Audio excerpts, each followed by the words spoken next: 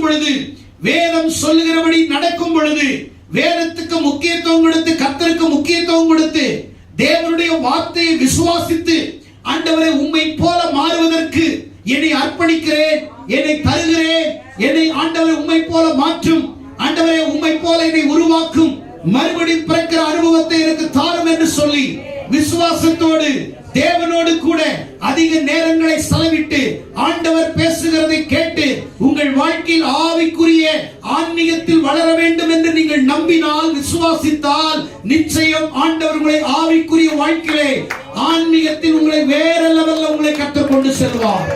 இது மாமிசத்தினால் உங்களால் புரிந்து கொள்ள முடியாது.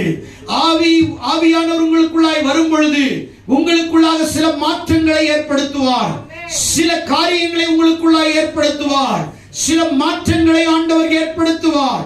என்ன மாற்றம் என்பதை நாம் பார்க்க போகிறோம்.